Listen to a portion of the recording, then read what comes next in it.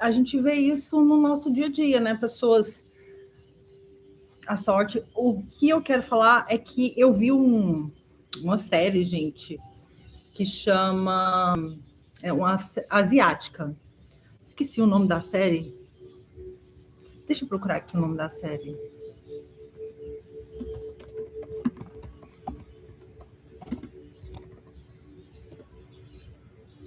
A Batalha do 100. Essa série, A Batalha do 100.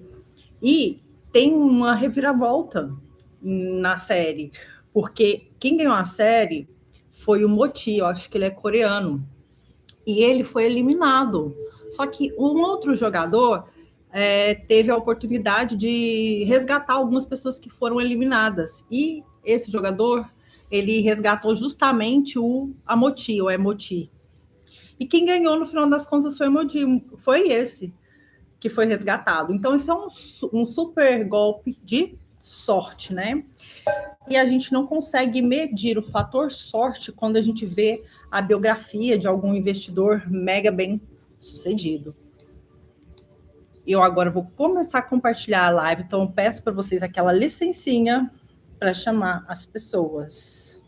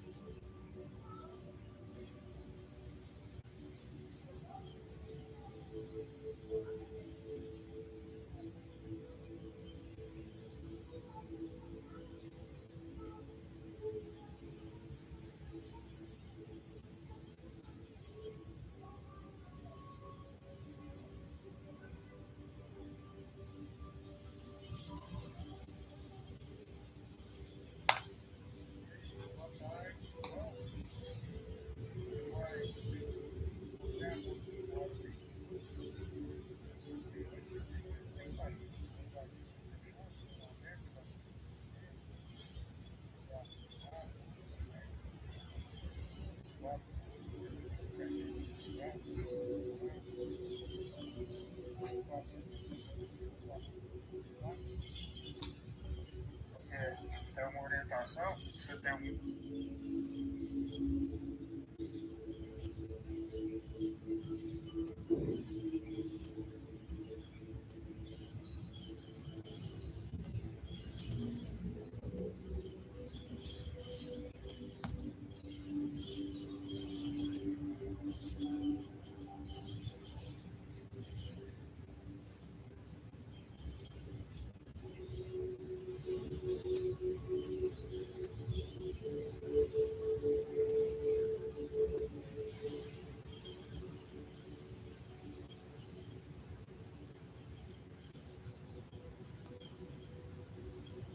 Olá, olá.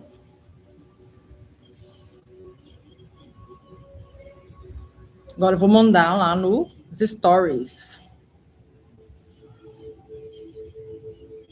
Bora, a live tá on, vou deixar o link aqui. Eu tô cansada, mas eu tô on com vocês. Bora lá falar sobre o que nunca é suficiente. O que é suficiente para você? Você já parou para pensar?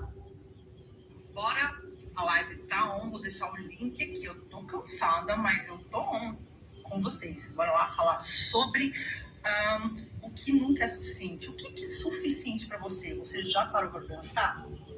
Bora, a live tá on, vou deixar o link aqui. Eu tô cansada, mas... Sextou, galera! Vocês estão me ouvindo? Sextou, vocês estão me ouvindo? Quero saber se vocês estão me ouvindo.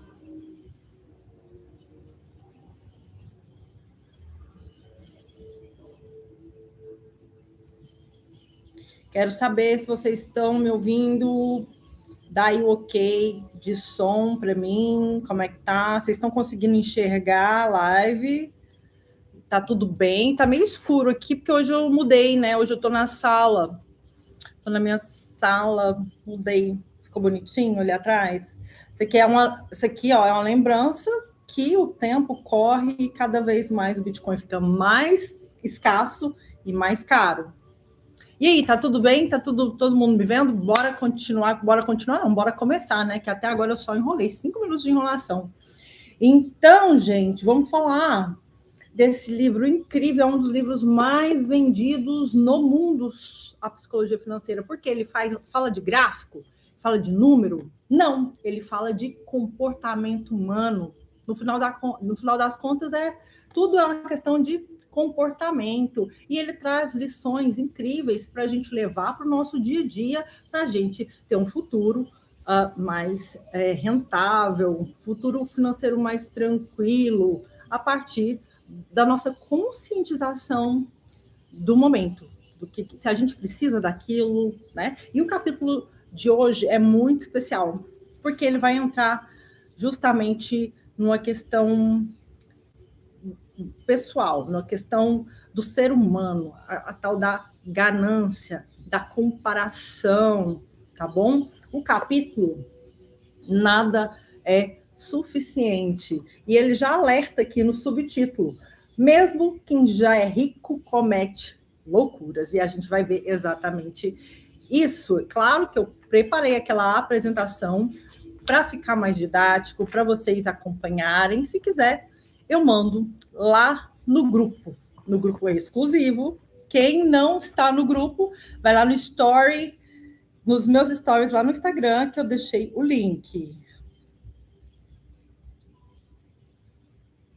Bora lá? Gente, esse livro, esse capítulo, ele deixa um recado bastante sério, que a gente vai comentar lá no final.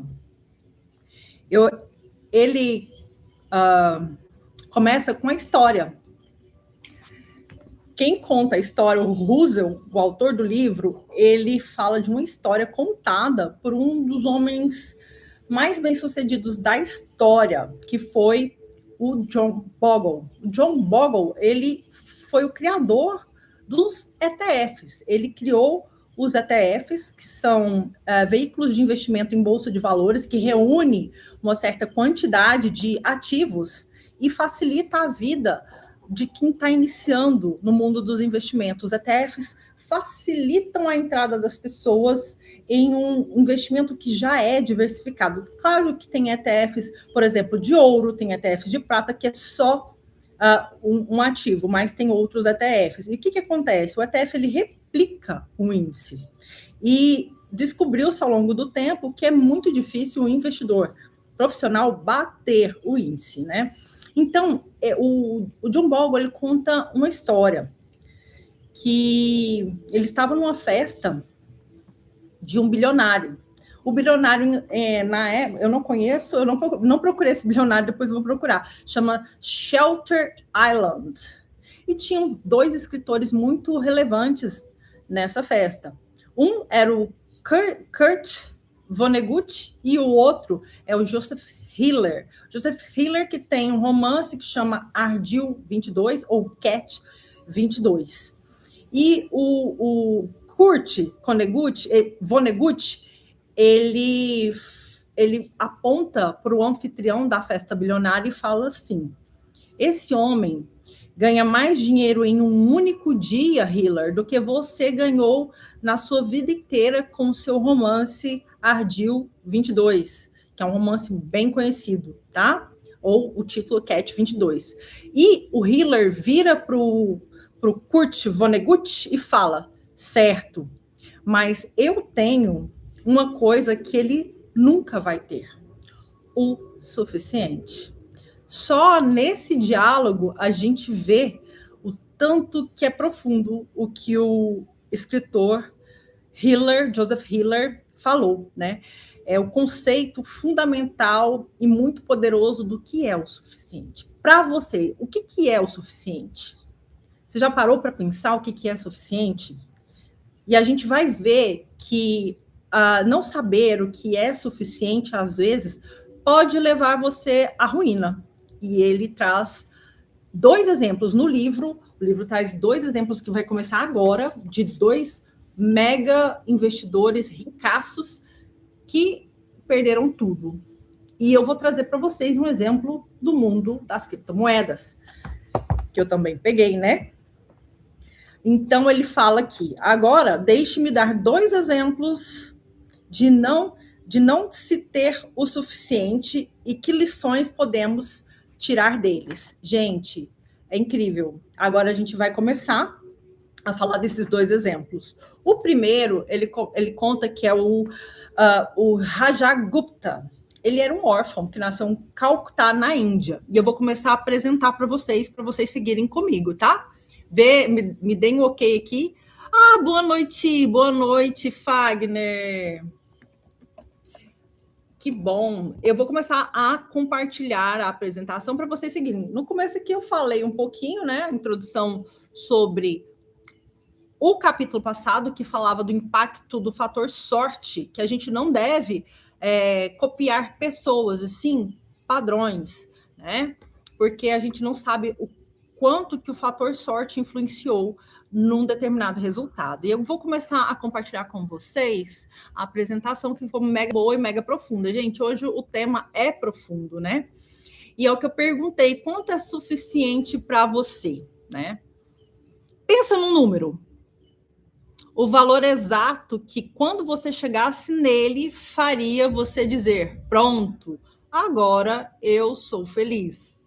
Começa assim, esse slide, e fala: 10 mil reais por mês? 1 milhão? 10 milhões? O problema é que, para a maioria das pessoas, especialmente os mais ambiciosos, esse número nunca chegam. E o autor do livro A Psicologia Financeira, que é o Morgan Housel, ele explica exatamente o porquê, e a gente vai ver agora, tá? Esse livro, gente, é muito incrível. Ele é um dos livros mais vendidos, como eu falei para vocês, porque ele não trata de números, de planilhas, de gráficos, de fórmulas. Ele fala sobre comportamento humano, tá? E esse capítulo 3, Nunca é o Suficiente, que é o título do capítulo, ele começa com a cena que é essa festa dos milionários, em que o escritor, que eu falei para vocês, o Kurt Vonnegut e o Joseph Hiller, estão conversando, e o Kurt aponta para o anfitrião e fala: ele ganhou mais dinheiro em um dia do que você com seu livro no mundo inteiro, né? E ele fala que ele, sim, mas ele tem o suficiente. Então, suficiente, gente, essa é a palavra que marca esse capítulo, né? Ela é o centro de tudo no capítulo 3, e a ausência dela destruiu fortunas, como a gente verá, tá? Carreiras e também liberdades. São 3 histórias que vão provar isso, tá? E por que nunca é o suficiente? O autor, ele explica uma tendência nossa, uma tendência muito perigosa dos seres humanos, né? Que quanto mais a gente tem, mais a gente quer. Quem já viu isso? É aquele bichinho, né, da ganância, né? E não é só a ganância pura, é porque a gente está sempre se comparando com quem está um degrau acima, né? Aí, esses exemplos fui eu que tirei, tá? Você ganha 2 mil, fica olhando para quem ganha 5 mil. Você chega nos 5 mil, agora você está pensando em quem ganha 10 mil e começa uma nova corrida atrás dos 10 mil. Aí, o autor chama isso de os postes se movem. Na verdade, não é os postes, é a nossa baliza. Em português, seria a gente vai aumentando o sarrafo. É aquela velha história, a gente vai aumentando o sarrafo. Inclusive, a própria vida vai melhorando, você vai gastando mais, ao invés de manter um padrão abaixo e investir, que seria uma saída muito inteligente. Então, e a gente, nesse mundo atual de rede social, ali as pessoas estão na prateleira praticamente para a gente escolher, né, o que quer, o que não quer, é feio, é bonito. Esse excesso de comparação vai causando aquela vontade, né, aquela ambição de perseguir algo maior. E o grande perigo é quando a ambição não tem um teto. Aí as pessoas começam a se arriscar. E arriscam até o que já conquistaram em busca de mais, que é um grande perigo. Você começa a não dar valor àquilo que você tem, né? E isso é muito importante, você olhar para a sua história e reconhecer de onde você veio e aonde você está. E o primeiro exemplo é o Raja Gupta. É um homem que tinha tudo, mas esse homem nasceu na Índia, ele era órfão de pai e mãe. Ele conseguiu fazer uma faculdade lá na Índia e conseguiu fazer o MBA, lá na maior faculdade dos Estados Unidos, Harvard, tá? E ele foi o primeiro CEO global da McKinsey. A McKinsey, para vocês terem ideia, é a consultoria mais poderosa do planeta, tá bom? E depois, anos mais à frente, o Raja Gupta, ele participou, entrou no conselho de um dos maiores bancos dos Estados Unidos, que é o Goldman Sachs. Vocês já ouviram falar? E ele era o conselheiro também da Procter & Gamble e da American Airlines. O cara, gente, saiu lá do fiofó da Índia e foi ser um conselheiro, um consultor de sucesso em Wall Street. E o patrimônio dele, nessa época, estava em torno de 100 milhões de dólares. Vocês já pararam para pensar o que é 100 milhões de dólares? 100 milhões de dólares, gente, é dinheiro demais. Eu acredito que, em real, é muita coisa. Depois a gente faz conta, mas, gente, 100 milhões de dólares é o patrimônio do cara, e olha só o que ele fez com isso. Mesmo assim, o Gupta, ele queria mais, ele tinha ambição, e ele observava os hedge funds, são fundos de proteção, que fazem trades, tá? Para proteger o dinheiro dos bilionários. E ele ficava observando esses fundos, via os amigos como o Raj, um amigo indiano dele, o Raj Rajaratnam. E esses dois aqui, gente, que é o problema, tá? Acumulando fortunas em Wall Street. E ele começou a se sentir pequeno frente aos administradores dos hedge funds, como esse colega dele. E aí, gente, ele participa das reuniões do Goldman Sachs como consultor. E nessa reunião, o banco estava passando por uma crise, o banco Goldman Sachs. E nessa reunião foi falado que ia ter um aporte, deixa eu ver o valor do aporte aqui, eu acho que foram 5 bilhões de dólares, 5 bilhões de dólares do Warren Buffett, outro mega investidor incrível, inteligente e que tem muitas lições para ensinar para a gente. Ele ficou sabendo disso na reunião.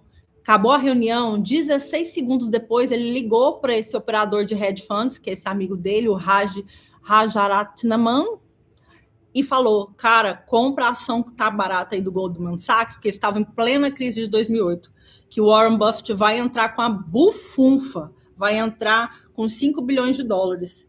E o amigo dele foi lá e comprou 175 mil ações do banco e lucrou, não é faturamento, ele lucrou nessa operação 1 milhão de dólares, tá? E foi assim, ó, e a gente está falando de uma informação privilegiada passada por um gestor de fundo que usou isso para comprar as ações e lucrar. Isso a gente conhece como insider trading. Ele estava com a informação privilegiada, fez um trade que teve lucro, tá? E só que a gente está falando de um país razoavelmente sério, os Estados Unidos. Ele foi condenado a 2 anos de prisão e multado em 5 milhões. E ele teve a reputação... O que aconteceu com a reputação dele que foi construída em décadas? Ela foi totalmente destruída em segundos, os mesmos segundos que ele demorou para contar para o Raj lá, que era para o amigo dele, ele é o Raja, né? Para comprar as ações do Goldman Sachs, né?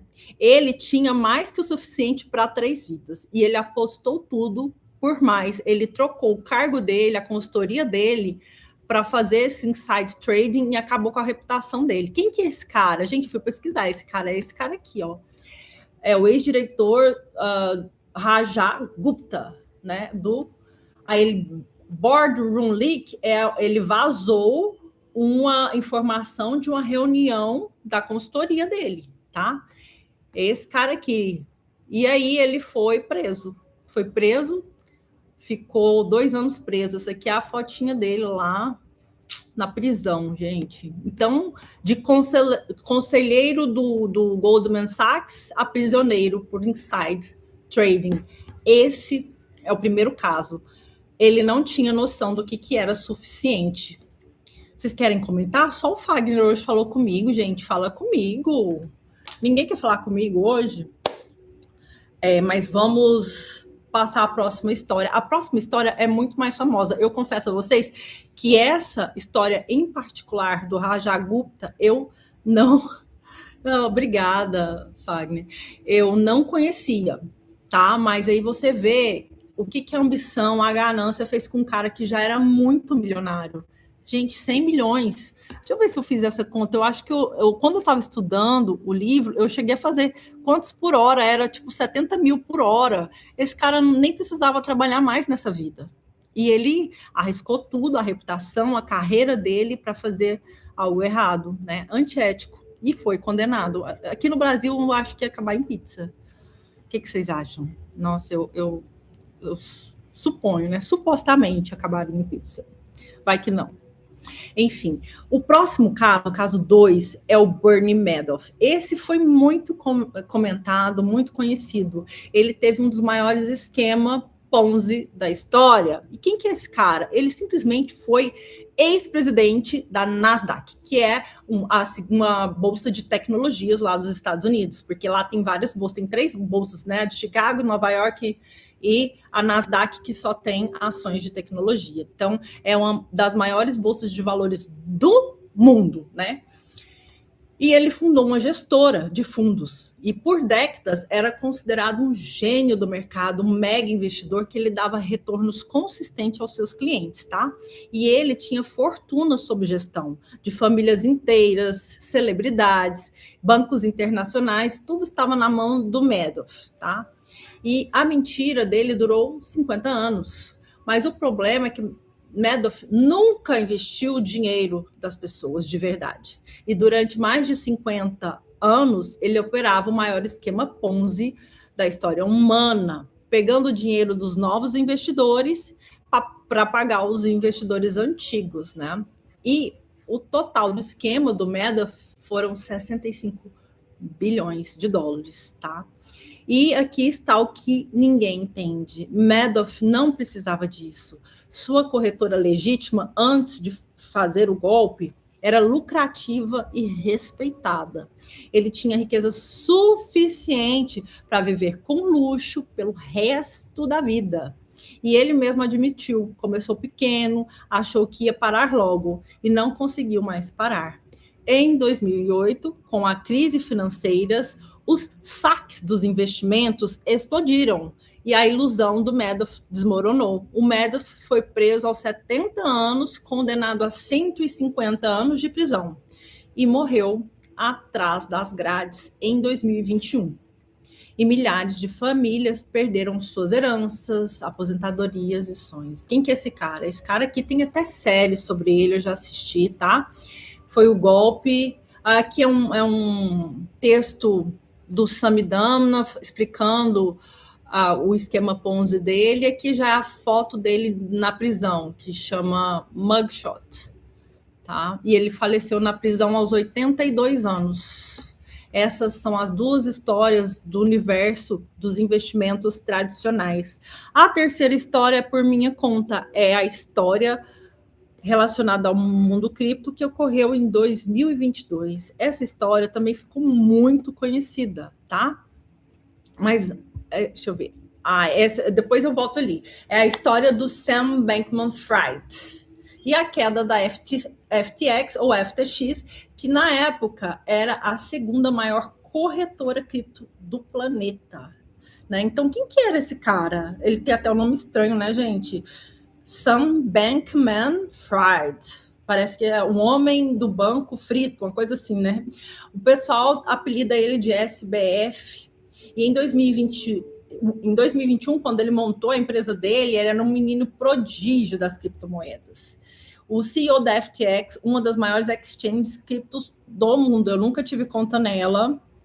Confesso a vocês que eu tive alguns amigos que perderam dinheiro, mas eu não sei, na época eu não me aventurei na FTX, tá? E isso, o Sam Bankman-Fried, ele tinha menos de 30 anos, e o patrimônio dele, gente, dava inveja a muitos antigões aí do mercado, era cerca de 26 bilhões de dólares, né? E esse aqui, se você gastasse R$ 1 milhão por dia, levaria mais de 70 anos para zerar esse número. Olha só o tanto de dinheiro que esse cara tinha, gente. Enfim, o SBF, ele falava abertamente sobre altruísmo efetivo. Ele tinha uma máscara social, gente, de filantropo, daquela pessoa que é vegana, que ajuda as outras. Inclusive, gente, a Gisele Bündchen e o marido dela eram garotos propagandas da corretora, tá? E ele tinha esse discurso muito bonito, né? Nobre, que na prática virou a justificativa para nunca parar de escalar. Se eu puder ter mais, posso fazer mais bem. Então eu preciso ter mais. Essa era a justificativa do SBF. E o crime e o colapso da FTX. Então, para cumprir o seu objetivo de ter mais, o SBF fez algo criminoso, né? Porque a FTX, a corretora, ela estava usando o dinheiro dos clientes, os depósitos das pessoas, como capital próprio. E ele transferia bilhões para a empresa que era de trading, que era ligado a ele também, que chamava Alameda Research. E eles estavam tradando o dinheiro dos seus clientes, né? Só que a pessoa também que tradava lá, ela não tinha muita experiência de mercado, parece que era até namorada do Sam Bankman-Fried, né? Eles estavam meio que brincando com o dinheiro alheio, sabe? E aconteceu em 2022 um vazamento que revelou que o balanço da Alameda, da empresa de trading lá, estava sendo sustentado por tokens da própria corretora, que era o FTT, tá? O token FTT. E aí, gente, para piorar, a maior concorrente deles, que é a Binance, ela resolveu vender todos os tokens FTT. Quem quebrou, assim, o Bankman já estava sem grana, só em token que ele mesmo produzia, a Binance ainda foi lá e vendeu tudo, derrubou o preço do token. E ele veio à falência, né? E os clientes perderam bilhões nessa corretora. Por isso, gente, que hoje eu falo, na verdade, isso é um mantra do mercado de cripto. Nunca deixe suas criptos em corretora. E o que fala em inglês é not your keys, not your coins. Não são as suas chaves privadas, não são as suas criptomoedas. O ideal é a gente guardar as criptomoedas numa carteira fora da corretora. Isso se a gente quiser levar ela para o longo prazo. Para o curto prazo, se você for fazer trades de curto prazo, ok, deixa lá um pouco, tá? Mas com controle, porque tem outra frase que fala que nada é tão grande que não possa quebrar. A gente viu uma das maiores corretoras do mundo quebrando, a gente viu o cara que era presidente da Nasdaq operando o esquema Ponzi. Então, a gente não pode confiar nossa grana em terceiros, ainda mais no mercado cripto, se bem que isso é para a vida, né, gente? Então, a FTX faliu e o bonitão do SBF foi preso e condenado a 25 anos de prisão. Não sei se ele continua na prisão, viu, gente? Porque os pais deles eram muito... Esse é o cara. Olha a cara de doido, gente, que ele tem... O YouTube vai derrubar meu vídeo, né?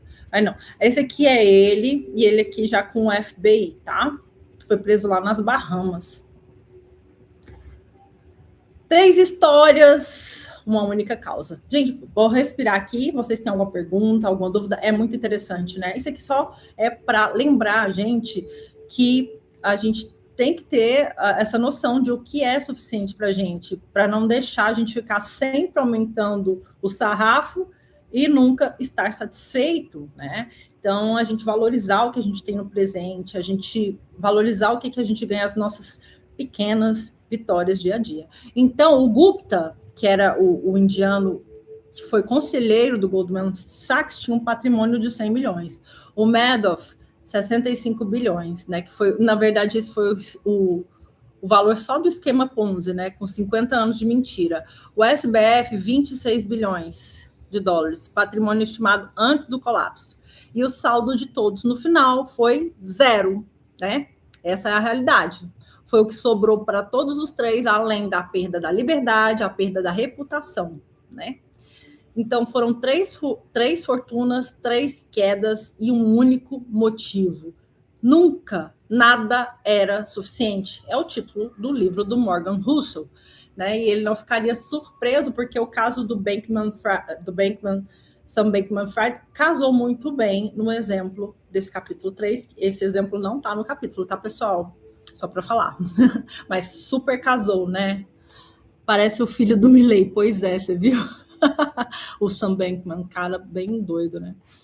Enfim, bora para o próximo slide. O que a gente fala? Tá, então o que o autor do livro ele diria sobre esses 3 casos? Primeiro, o perigo da comparação infinita. O Gupta, que foi o primeiro caso indiano, ele olhava para os bilionários dos hedge funds, dos fundos de proteção, fazia uns trades com grandes fortunas. O Madoff, ele olhava para grandes gestores. O SBF, ele queria escalar além de qualquer limite. A régua de comparação nunca parou de crescer.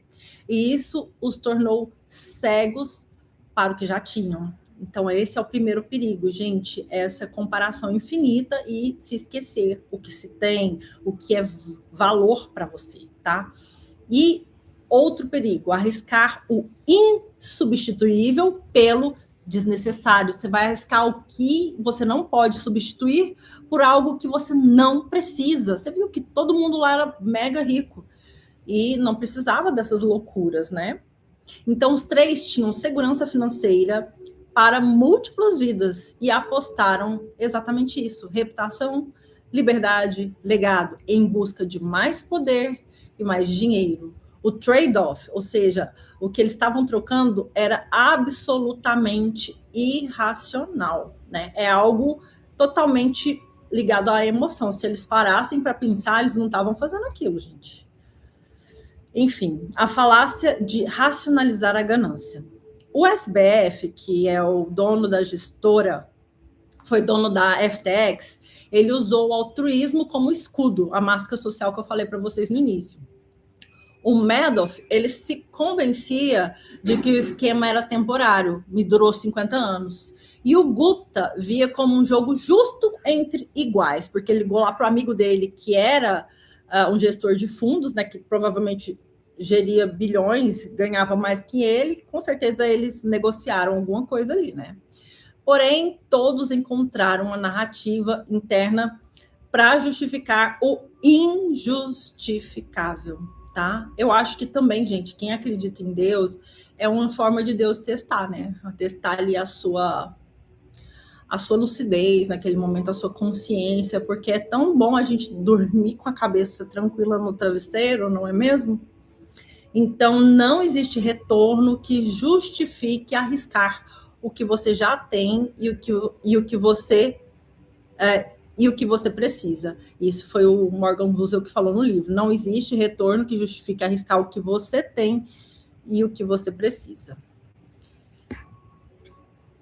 Isso também acontece com você? Você não é bilionário, não é CEO de exchange, não é presidente da Nasdaq, mas o mecanismo acontece em escala menor todo dia e talvez já esteja acontecendo na sua vida. A reserva de emergência apostada, gente, esse apostado, quando eu penso em apostado, eu penso ou em trade alavancado ou naquelas bets que nunca deveriam ter sido regulamentadas. Enfim, a gente sabe que aquilo é um sistema digital que, bom, quem ganha é a dona do cassino, né? Então, a pessoa que tem uma reserva de emergência, mas saca tudo para apostar em meme coin, o mercado cripto tá a mesma coisa, né? Jogar tudo em meme coin, a moeda do Trump lá. Nossa, eu tive um amigo que perdeu dinheiro com essa moeda do Trump. Eu sou mais conservadora, apesar de gostar muito do universo cripto, eu gosto de swing trade, position trade, eu sou extremamente conservadora, tá? O suficiente. Nesse caso ali, não existia o suficiente, né, gente? E a ambição, ela destrói o que você tem. Então, você fica pior do que quando, né? Pior que antes, quando você aposta tudo cegamente, tá? E a gente também tem aquele negócio de um lucro que virou prejuízo. Quando o investidor teve um lucro razoável, mas ficou querendo mais, né? Para o mercado virar. Aquela pessoa que não sabe a hora de parar quando faz algum trade, algum negócio ali, tá? e quando se alavanca demais. Alavancar, a gente pegar emprestado, tá? É quando você pega um dinheiro que você não tem e se alavanca. Alavancar no mercado é isso, tá? Um empreendedor com negócio estável se alavanca além da conta para crescer mais rápido. Ele pega uma grana lá para investir no negócio, acaba que não dá o retorno, não consegue nem pagar o empréstimo e acaba sem o próprio negócio, tá? Então, todos estão movendo os postes, na verdade, estão movendo as suas balizas, movendo os seus sarrafos para cima, né? Porque está se comparando por fora. Eu estou aqui, gente, já há um ano, graças a Deus, eu procuro não fazer o conteúdo de forma mais autêntica, sem olhar conteúdo de ninguém, para ninguém vir falar que eu estou copiando. Então, eu faço isso aqui com o coração. Por exemplo, eu estou falando de mim nesse momento, mas a gente tem que ver o que é na nossa vida aí, o que a gente, esses trade-offs, essas trocas que a gente está fazendo. Será que a gente está vendo que a gente já tem o suficiente? A gente tem que pensar nisso. Esse capítulo me deixou muito pensativa. Enfim.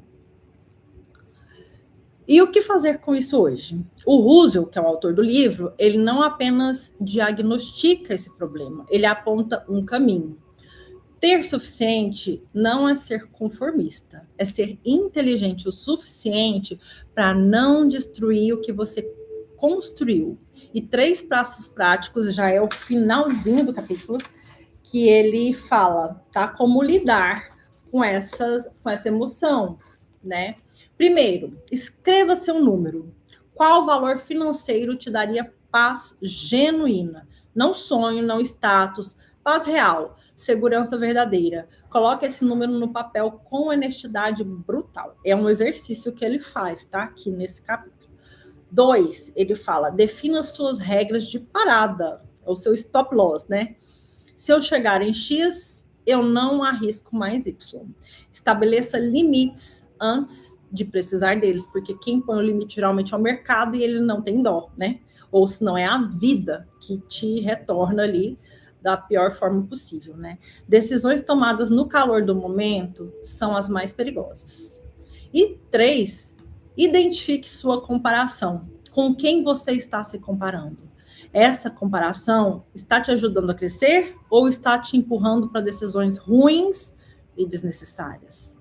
São 3 reflexões que ele coloca aqui, né? E ele ainda fala o seguinte, gente, o suficiente não é pouco, tá? E se você tiver um apetite insaciável, isso pode levar ao ponto de um arrependimento futuro e eterno, né? Então, a gente tem que medir as coisas que não vale a pena arriscar na nossa vida, né? Independentemente do ganho, porque essas pessoas foram testadas, esses 3 exemplos foram testadas e não passaram na prova, né, gente? É real oficial, essas 3 histórias de ganância, de ambição. E esse cara, gente, é um investidor muito incrível do mercado financeiro tradicional.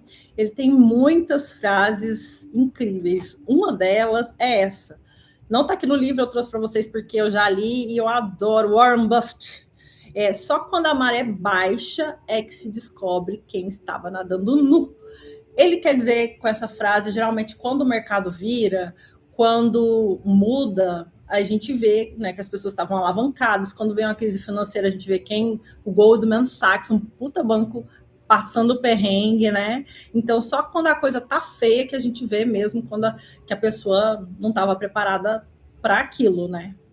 Esse cara aqui, gente, é maravilhoso, ele ainda tá vivo. O parceiro dele, o Charlie Munger, também é um investidor incrível, já faleceu recentemente. São 2 dinossauros dos investimentos frios, leem muito. Eles se reuniam para ler jornal de manhã, gente, ó, gracinha. Uma história, né? Então, a lição que eu tirei desse capítulo 3 foi: cuida do seu suficiente. Raja Gupta, o Bernie Madoff e o Sam Bankman-Fried são 3 pessoas extraordinariamente bem-sucedidas que caíram pela mesma razão. Não conseguiram dizer que já era suficiente. Então, a lição é que suficiente não é um número pequeno.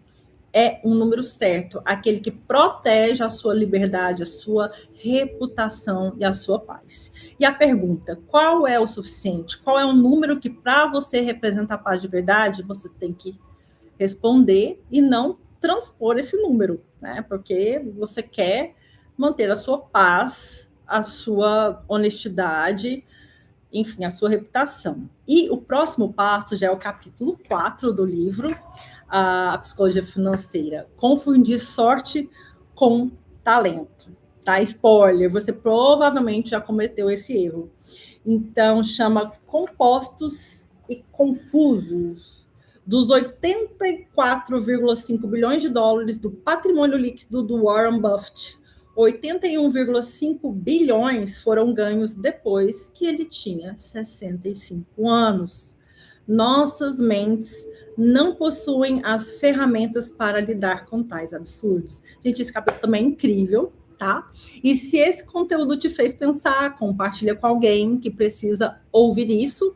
E você provavelmente já pensou em alguém enquanto lia. Tenho certeza, gente. Enquanto lia, enquanto me ouvia. Tá? Então, sexta-feira que vem eu volto com esse capítulo 4. Se vocês quiserem o material que eu fiz, vocês entram lá no grupo lá do WhatsApp. Quem falou aqui? KKK, irado, tamo junto, irmão. Boa noite, Fagner. Ai, que legal. Outro Fagner? Gente, eu tenho uma coleção de Fagners. Que legal. Vocês querem conversar alguma coisa? Sextou com a resenha bacana, né, gente? Esse livro põe a gente para pensar. Eu gosto muito dele. Eu já li ele umas 3 vezes, 4 vezes. Enfim, lerei quantas vezes forem suficiente. Agora, eu estou amando falar com vocês sobre ele. Tá? Muito obrigada a vocês. Ó, lembrando que quarta-feira tem live sobre o mercado cripto. E sexta-feira eu volto com o capítulo 4, Compostos e Confusos, tá? Outro pensamento maravilhoso, e a gente vai até o fim do livro, porque eu sou dessas, é bem profundo o que eu trago aqui, não é superficial, tá bom? Um beijão, muito obrigada por quem veio para a live comigo, interagiu aqui, eu fico muito feliz, tá? Ótimo final de semana para vocês e até mais. Me sigam lá no Instagram, tá? E vou deixar a descrição aqui no vídeo. Um beijo, beijos para vocês, boa noite. Até sexta-feira que vem, sexta-feira da mente estratégica. Ótimo final de semana, já vou. Beijo.